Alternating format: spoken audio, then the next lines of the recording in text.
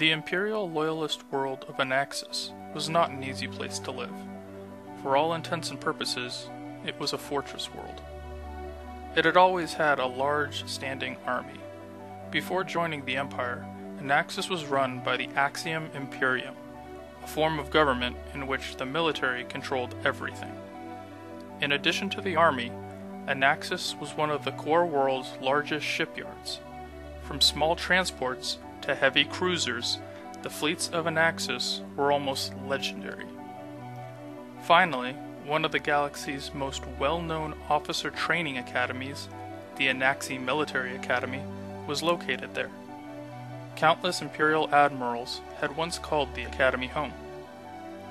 Anaxis was a place where the strong thrived and the weak were left to their own miseries.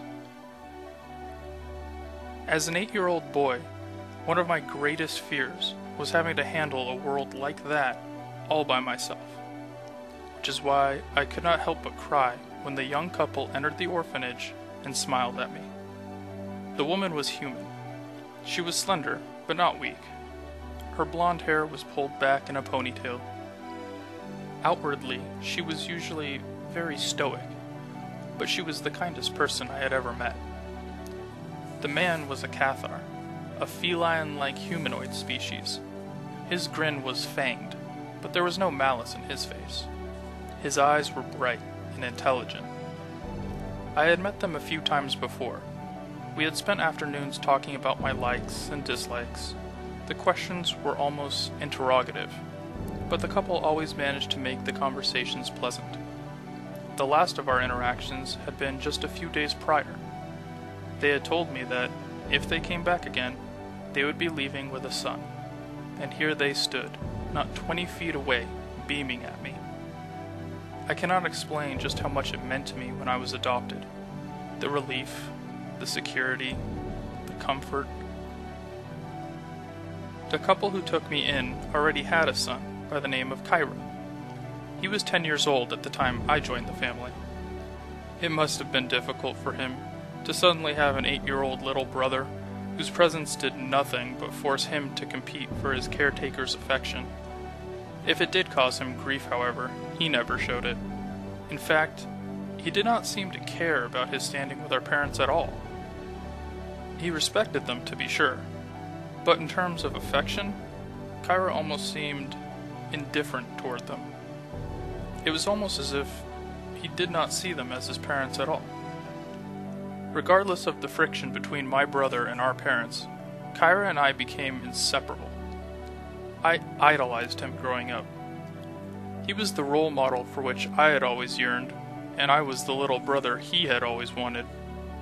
We developed a bond that was almost palpable. People used to ask us if we were twins, as we seemed to always be thinking the same thing. There were even times when one of us would get hurt, and the other would feel the pain. No one was able to explain these instances. It was almost as if my brother and I were linked somehow. As we reached our early 20s, we both became more outspoken regarding our political views. We both felt that the system was flawed. However, we differed on how we would fix the problem. Kyra believed, as most Anaxi citizens did, that the imperial government structure was the best available option. The issue that needed to be resolved was the corruption within that system. My views were more radical, however. I argued that the system of governing that should be employed was the one the Republic used. My opinions drew the ire of my peers, all of whom were imperial loyalists to the bone. My brother was among them. Kyra had always looked out for me growing up, but he could not support me on this issue. In time, we both enrolled in the Anaxi Military Academy. My brother had joined to become an officer, and I had joined, well, because of my brother. During the initial training, Kyra and I quickly separated ourselves from our peers. We both excelled in martial combat, and were transferred, almost immediately, to an advanced close-quarters training facility. During combat, I could almost see my opponent's moves before they made them. Time seemed to slow, My senses sharpened, and I could perceive my surroundings without consciously looking around. I began to think that maybe, just maybe, I was force sensitive. I did not dare tell anyone, however. If the rumors were to be believed, my sensitivity to the Force would just lead me to the Sith Academy on Korriban. Many powerful Force users came out of that academy, but an even larger number of students who went there were never heard from again. I had no interest in risking my life while other students tried to kill me. My newfound abilities would be my little secret. For several years, Kyra and I trained together, pushing ourselves to be better than we were the day before. But my reservations about the Imperial way of life never abated. Neither did my brother's unwavering loyalty to the Empire. Toward the end of our training time at the Academy, Kyra and I got into a heated argument. As usual, the topic was political. We barked at each other as we had never done before. Finally, Kyra stormed out of the room. I knew he had managed to get a meeting with the regional governor, a man so corrupt it would make a Hutt blush. With my brother as incensed as he was, I worried about how that meeting would go. Hours passed by. I sat nervously on my bed, waiting to hear from my brother. I hoped he was all right. I hoped he had not done anything rash that could affect either of our placements after we finished our academy training. More hours passed. I could not sit still anymore. I went down to the mess hall to get a bite to eat. I grabbed a tray and started loading it with various nutrient packs. Standing by one of the tables were a couple of our fellow trainees. Their conversation was agitated. Apparently, the regional governor had been killed along with his security guards. They were uncertain as to the cause of death, but the word electrocution did come up more than once.